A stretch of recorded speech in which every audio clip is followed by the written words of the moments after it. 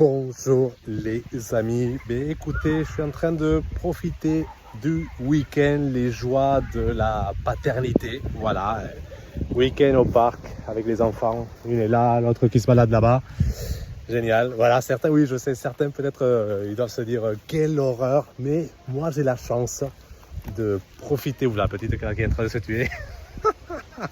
Faut les laisser se débrouiller, faut qu'ils apprennent,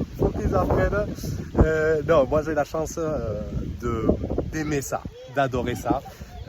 C'est un luxe de prendre plaisir aux choses simples de la vie. Vous voyez, ça me coûte rien venir ici, c'est à côté de la maison. Voilà, ça me coûte rien et c'est un luxe plutôt que de courir derrière des superbes montres, des superbes maisons, des superbes voitures. Petite sortie avec les enfants, ça, prendre du temps avec eux, pour moi c'est un luxe. Et c'est vrai que moins tu passes du temps avec eux, moins tu les supportes. Ça c'est quelque chose que j'ai remarqué. Et plus tu passes du temps avec eux, plus tu apprécies d'être avec eux. Et je pense à certaines personnes qui peut-être les enfants les fatiguent, ils sont lourds.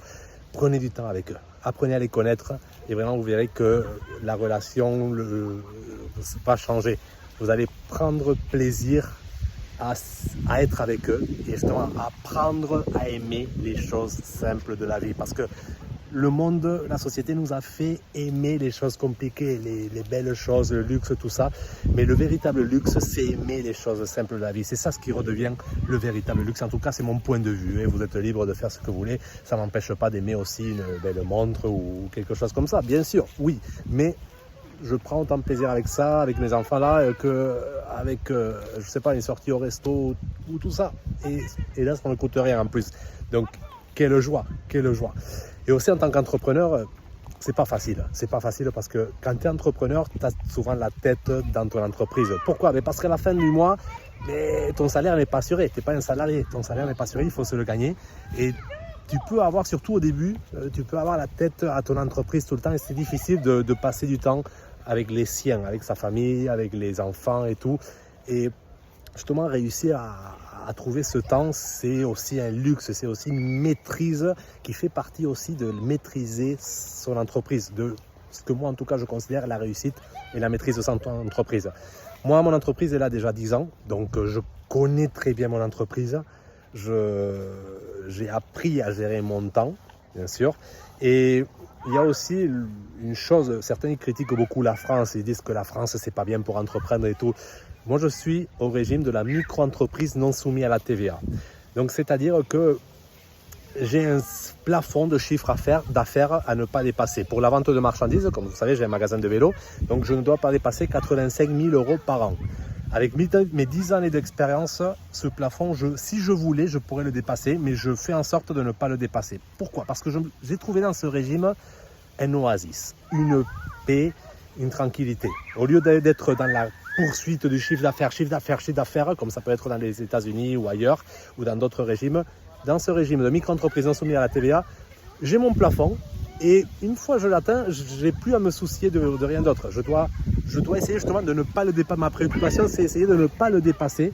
Et du coup, ça me permet de découvrir d'autres choses, de passer plus de temps. Des fois, justement, pour ne pas dépasser ce chiffre d'affaires, qu'est-ce que je fais? Je réduis mes horaires d'ouverture du magasin. Je ferme pour vacances.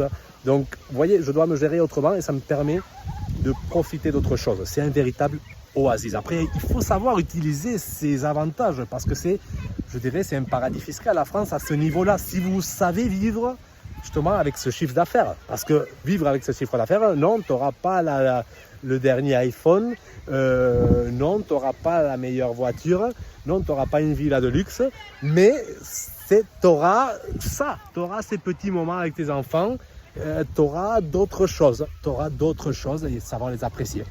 Et justement, ça te pousse pas non plus à avoir une hyper grande entreprise. Donc, qui dit ne pas avoir une hyper grande entreprise, dit avoir moins de soucis, moins de responsabilités et les week-ends un peu plus calmes. Parce que oui, quand tu es chef d'entreprise d'une grande entreprise, le dimanche, on t'embêtera un peu plus.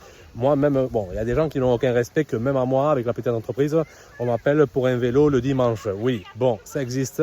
mais j'arrive à déconnecter, je pense que plus que quelqu'un qui gère une très très grande entreprise. Après, bien sûr, être avec sa famille, passer du temps avec ses enfants, ce n'est pas quelque chose qui est plus difficile d'accès aux riches qu'aux pauvres. Non, j'ai vu des personnes riches avec des grandes entreprises gérer bien leur temps avec leur famille, d'autres le géraient très mal, mais pareil pour les pauvres. Il y a des pauvres qui gèrent très bien le temps qu'ils passent avec leur famille et d'autres qui le gèrent très mal. Donc ce n'est pas une question de richesse, c'est une question d'organisation à la fin. Mais bon, plus tu as une entreprise moyenne, petite, plus c'est facile à gérer. Et si tu arrives à trouver ton équilibre de vie en vivant avec ça, mais ça peut très bien se passer.